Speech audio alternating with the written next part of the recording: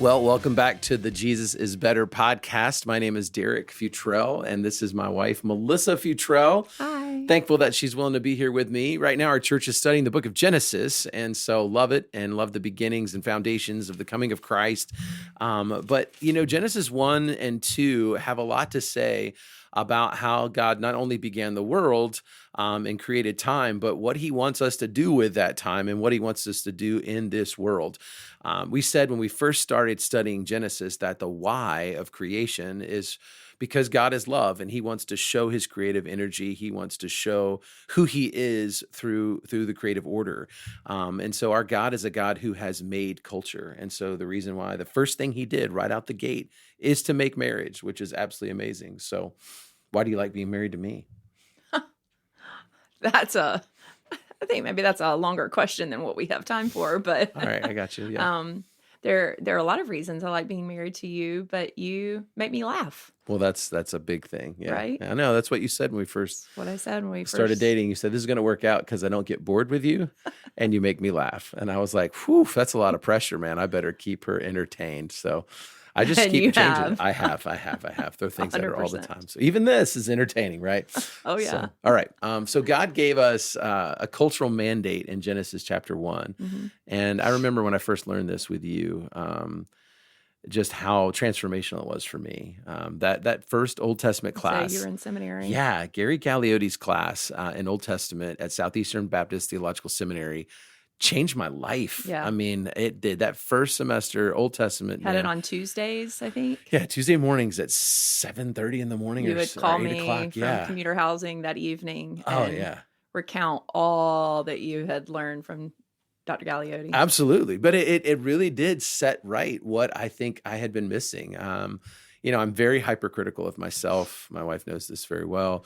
And Genesis really helped me understand what it is I'm supposed to be getting after, what I'm supposed to be doing. And so God gave us, we've talked about the who and the why and the what of marriage. The who of marriage is God is the one who ultimately creates and sustains the world. The how is that we're made in his image. And I think we talked about this last time. You bear a little bit of the different image of God than I do. And Right. that's why we need each other. Right. That's why things are so much fun when we're together. And that's why things can get a little spicy when we're together at times, because Sure. you bear a different part of his image and I bear a different part of his image. But together we look more like him than we do when we're apart. Yeah.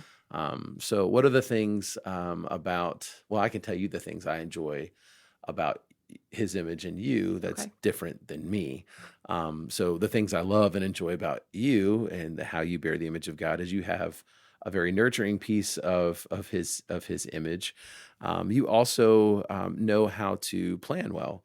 And you also know, like in money, and things like that, you're a saver, don't like to spend it. If it were up to me, I would spend everything we have all the time, right? And stuff. So, but you've said before that you wouldn't have as much fun if it weren't for me, right? Absolutely. All right, Your cool. spontaneity. You are the one that makes the suggestions of on a Friday afternoon, let's go do this. Meanwhile, I am okay to organize a different room of the house. Right. That's been grating on my nerves. Yeah. But I think a lot of times in relationships, people think that you have to think like me. And that's what we want to be together. Sometimes in friendships and even in marriages, people are like, well, we love each other because we like all the same things. Yeah. And I think one of the things that is good is when we don't like all the same things. Yeah. I mean, and there's been a give and go with that in our marriage too. I mean, there are many times that I want to stay and accomplish a task. I'm very task oriented. Yeah. And you want to go and do something, make a memory. And there are times that I've conceded to that and said, sure, let's go. And we've had a great time. And then there's times that you've conceded to, all right, we have a busy couple of weeks coming up. The things that you're saying we need to accomplish in our home needs to happen, and it needs to happen today. And you've conceded to that point of, instead of wanting to go and do something fun, and not that organizing the house isn't fun. Or yard work. or yard work. Yeah. So that gets, this is a perfect thing to stop right now and talk about the cultural mandate. Okay. Right. So with the cultural mandate, there's only 4 things you can do with your time. Okay. So we've talked about this plenty. You can create, you can cultivate, you can consume, and you can critique. Right. And that is literally anything you ever do in life. There's only 4 things you do with your time. I like categories like that. Really helps me. I read a book by Andy Crouch called Culture Making. Mm-hmm. And those are the things he proposes: create, cultivate, consume, and critique. Changed my life. I was like, man, wow, this is very helpful. It helped me learn how to love you best, and how to create and cultivate with you. So let's talk about those 4 categories for a minute. And they all come from Genesis chapter 1, verse 26, where God said, let us make man in our image, after our likeness. Let them rule over the fish of the sea. He gives them this cultural mandate to create culture. And then also in Genesis chapter 2, in verse 15, when he says, the Lord God took the man, put him in the Garden of Eden to work it, right, and to keep it. And so right there in 2:15, you get create and cultivate. So none of us, you and I, can't actually create anything from nothing. Everything we create comes from something else. Even if I'm speaking or singing a song, it's God who gave me the voice. It's God who gave me the body and the ability to be able to do something. It's God who gave me the fingers to play the guitar, and even the guitar that I might play, and I don't play the guitar, the piano I might play, came from something that God made. So everything that we create, we're taking other resources and making it together. Even when I'm writing a paper, and that type thing as well. So, but the 4 things there with working it and keeping it, that's this idea of creating and cultivating. And so what Andy proposes, and what I've discovered as I've lived through this, thought through this, it's really helped, is in creating and cultivating, those are the things that give us energy. Even though we're spending energy doing them, they give us creative energy. I mean, you know me well. I am super jacked after I've done something creative. I've got all kinds of energy. I might have worked for 10 hours, but I am like ready to go. I'm ready to talk for another 10 hours. I know that's shocking. Shocking. But then you know me well enough to know that I need to be cultivated, that I can only do that for so long. But that cultivation still is life-giving. It's energy-giving. But then the consuming and the critiquing, those are energy sustaining. And so consuming is like eating a meal, watching a movie, something along those lines. And then critiquing is deciding what movie to watch. And it's deciding, what we're going to cook and that type thing, or what we're going to eat. So those are the 4 things. So for creative things, what are some of the things that we like to do to create? And I think one of the questions to ask in marriage is, how can we co-create with God and one another? But I could even go beyond marriage. These are things to ask in life groups that you're in, small groups, in relationships that you're in, whatever you're trying to get after. How do you co-create with God and one another? So how are you creative? How am I creative? I think some of the ways that you're creative, definitely on the weekends, that's you want to create meals, you want to do something fun in the kitchen, you want to grill. I think there's a lot of times that you're looking on Thursday evening for things that you can grill and or smoke or use on the Blackstone. Yeah, FYI, smoking is not things I'm going to roll and smoke, but smoking meat, smoking and that with type the thing. smoker. Hopefully, context clues would give us that, but the grilling and the Blackstone. Yes, is kind of why right. I use those as bookends. I got you. But you're looking on Thursday night for ideas of what you can cook on Fridays and Saturdays, and so a lot of that is you get creative energy just from, I can do this on the Blackstone, or I can do this in the smoker. And I'm laughing because as you were talking about it, an Alton Brown ad just popped up to say like, hey, Alton Brown cooks food. I'm like, I think they're listening here. So whatever, but that's cool. And I think that's a huge way that you like to get creative. At home. Yeah. And your creative energy and cultivating energy comes out a little different than mine. And I think early on, those are things that I kind of bemoaned about you, if that makes sense, where a cultivating activity for you and creative activity is to do yard work. So once spring hits, and I know it's coming here for us in a few weeks, you're going to be ready to grab the mower. You're going to be ready to grab all the different yard tools that we have, and to clean up the backyard to make it look the way you want it to look. Absolutely. The front yard, because the ice and the snow has Yep. done what it's done, and you're Get ready. all the gumballs out of my front yard. I can see it in you. Yeah, them. like you're dreaming about Yes. it, and that makes me want to cry. You know what I mean? It does. So, And you do cry at the end of the day Yeah. after we've worked all day. Right. But I've learned you well enough to know that I'm excited for you about that, because that is life-giving to you. It's accomplishment. I feel like I have accomplished a great task when I can pull up in my driveway and my yard is clean and it looks the way I see it in my head. Yeah, like for me though, cultivating, and this is well, the Blue Ridge Parkway is only a couple hours away. Right. So let's get in the car. Let's get in the car, We don't need to pack anything. No, I mean, I've learned maybe enough a cheese from you. stick, but come that's on, it. girl. Come on. I've gotten better than that. I at least fill up my water bottles now, But we You're can get a water something, bottle. We can get some. I fill up everyone else's. But that's okay. This is real. Yeah, this is real. But see, you're better at the critiquing than I am. So that's why you're like, hey, we got to prepare. So that our children don't die. Yeah, absolutely. So they have something to consume along the way. Many a time have we taken a hike and we have had a cheese stick and 1 pack of crackers and half a bottle of water. Yep. But we're still here. We're here. Maybe and it maybe was definitely a memory. Maybe a future conversation is, catastrophic things that have happened to your families. We'll tell them about Arizona at some point. We can't do that today. I don't think so. Yeah. Too long of a story.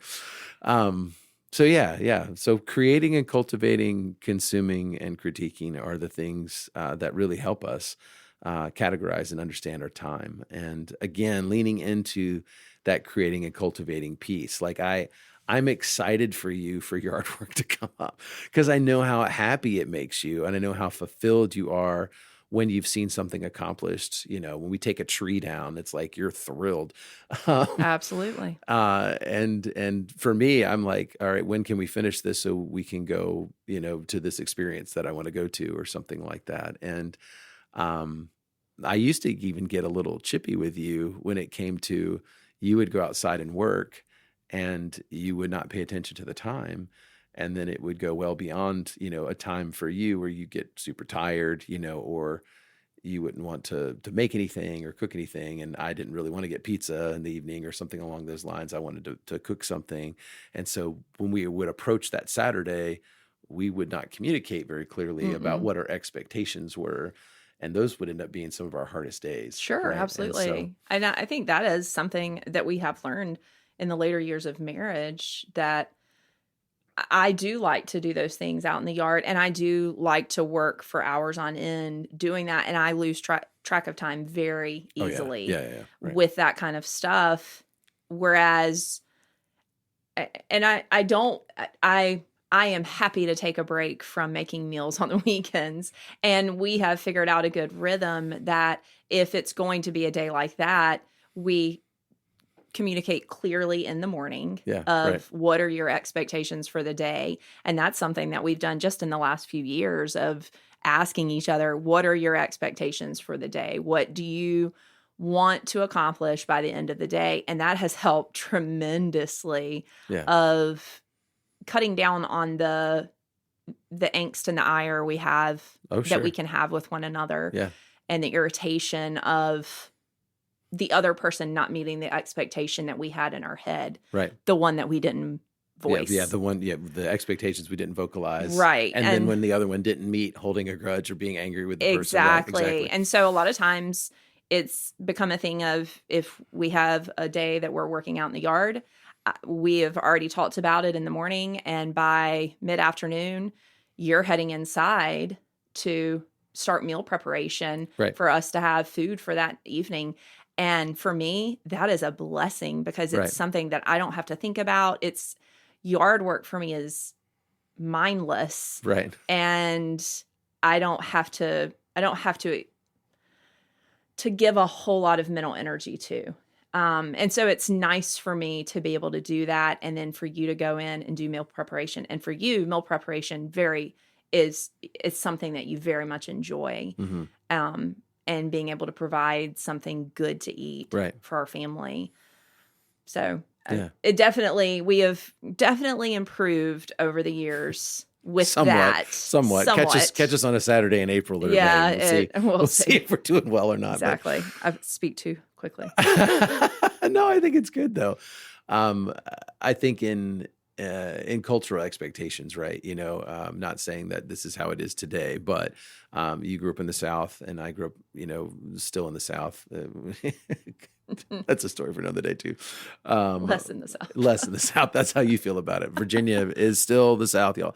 Anyway, but It's not as South as we South used to argue Carolina. about this because she would say I wasn't from the South, and I'm like, girl, I'm from the capital of the South. So I would say I'm a Southerner, you're a hick. Well, that actually So might fit too. yeah, a little bit, but we got through it. We We pushed through it. did. We learned. But some of the cultural expectations is that a woman cooks and a man, is outside doing the yard work Right. type thing.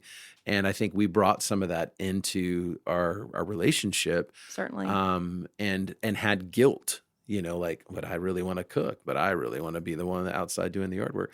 And it that was a lot of unspoken things for me was, oh, I have to be outside doing the yard work, and I can't let her do that without me. And I'm the man. I'm supposed to want to do this, that type thing. And then vice versa. I think you felt the same way about cooking. You'd apologize 17 times. I'm sorry I didn't do it. I'm like, what? I'm not being an ogre. I'm not mad at you over Right. that or anything. And I think also this thought that we have to do everything together all the time. Yeah. Where one of the things I've enjoyed about our relationship is learning to be in the same space but doing different things. Yeah. And just knowing you're there, Yeah. and knowing why you're doing it for our family, and that if you need help, you come ask, and vice versa, and Certainly. that type thing. But I love the fact that, come like 1:30, 2:00, 2:33, whichever time, if I'm outside helping you with something, that if I leave, or I'll say, I'm going to go start dinner, you're not like, oh, I can't believe you're doing, Right. where it's, yeah, I mean, you're just like, oh, make something good. Can't wait to eat it. I'm excited. Yeah. I don't have to make it. And I Because love I it. still stand by the fact that is the worst question in the history of man of what's for dinner. Yeah. And probably every woman would agree with me. And I love that question, because I like to think about different things that I could make or whatnot. And that doesn't mean you don't like to cook. And that type No, of I thing. do. So, Yeah. but that's changed even in our relationship in life, when you were working more outside the home than the days that you would. It was like we would either do a meal planning or I would take care of that, and vice versa. Where now, with homeschooling our kids, and one of them being in public school, your rhythms are a little bit different, where you're able to do that during the week more, knowing that my schedule's a little more demanding during the Sure. week. But then on the weekends, it's kind of like we trade off, Mm-hmm. and that's one thing I've really enjoyed. Learning what gives you energy and what helps give you energy in your creative process and your cultivating process. And it's not just yard work. I mean, you love to read books, you love to take long walks, you love to go for a run. I can always tell when something's going to be wrong with you, or when something's wrong. I can always tell when you're bothered that you haven't been on a run in a while. I'm like, you need to go for a run. And that sounds terrible for a man to say that to a woman. That is not implying anything. Not at all. In that. It's just No, when her you own... say, why don't you go for a run, it is music to my ears. Yes, right. Sometimes. Sometimes there's a little bit of, why do you think I need to go on a run? Well, that's when you're being too critical. So Yes, yeah, exactly. Yeah. Right. But I think having this language, and that's part of the reason why I'm talking about this, is having the create, cultivate, consume, and critique language. What's been helpful for us is having the categories to have the conversation. And so you can tell when I haven't had a lot of creative energy. When I've been doing a ton of administrative work, I am a tale to live with. I mean, I am not pleasant at all. But when I've had opportunities to exercise creative energy, I'm much more pleasant. Sure. And much more engaging and that type of thing. And it's just knowing yourself, but also knowing your spouse. Mm-hmm. When Melissa has not been able to do some of those cultivating activities for her, she's less pleasant than she normally Right. is, right? Absolutely. It's I tough. absolutely am. No one wants to be around. No, but I think having those categories. So I want to encourage people who are listening, figure out what it is that you like to create, and how can you be co-creative with God and with the people in your life, with your family, with your wife. Also cultivating activities. How do you cultivate one another? How do you cultivate yourself? Like I know for you, early on in the house that we lived in Jetersville, you loved that, a bath. You weren't able to do that a lot, Hmm. because of the nature of how many kids we had and what we were busy doing. But that was a very cultivating activity for you, Hmm. and so also consuming, what do we consume together? How is what we consume impacting us? And I think it's a major question for people to ask with the movies they watch, with the books they read, with the people they even hang out with, Yeah. right? Is how are those things influencing you in such a way when God made you to be able to create and cultivate? So, and Hmm. then also critiquing, um, we're hopefully going to be each other's biggest fans and also each other's biggest critics, and not negative critics, but helping one another. Right. I mean, golly, there's so much in my life that you've helped me with. And when I finally had these categories, I realized you're not being a nag. You're actually trying to help me. Right. And you also learned how to ask the right questions, right? Right. That I wasn't being aloof or dismissive or even passive at times, is I was just processing, Yeah. you know? And a lot of it's presentation. How am I going to ask the question and in such a way that is not implying that you have done something wrong or you are doing something wrong. Right. Hmm. Well, cool. Well, that is the cultural mandate. It's to create, to cultivate, consume, and critique. And I think the secret sauce, if you will, with consuming and critiquing is figuring out how to make those creative and cultivating activities. So, for example, rather than just binge watching Netflix, and you and I enjoy an occasional or Sure, whatever absolutely. shows, is to stop after an episode to talk about it, to get up, to have an engagement and that type thing, rather than just rolling into the next episode or something Right. along those lines. To ask each other what we're reading, what are you learning from that? I think that's some of my favorite conversations with you. Well, I think that's when we were walking regularly in the mornings. It's hard to get up early in the mornings and it's a little chilly, but it was always it has been something that has been an encouragement for both of us Yeah. of just being able to walk to talk about our days and the schedule that we have in front of us, to be able to pray for our children, to be able to pray for those that we know are struggling. And I think that's a huge way of being able to create and cultivate together. Yeah. Yeah. Amen to that. Well, that's the cultural mandate conversation. I want to encourage you to think through these categories for yourself, to think through these categories with your spouse. And then also, if you're not married, to think about these categories with your family or with your coworkers and think, man, how can I create, cultivate, consume, and critique with the friends that God's given me, and the relationships that God has given me. It's what we were made for. It is the most life-giving and incredible things that you can be a part of, is to create culture wherever you are. Our purpose is to be culture makers together with God for God's glory. And God gave us this cultural mandate to do. And so let's get after it. Let's do it. All right. So thanks for joining us today, and look forward to seeing you again. We're going to talk about the fall next time we get together.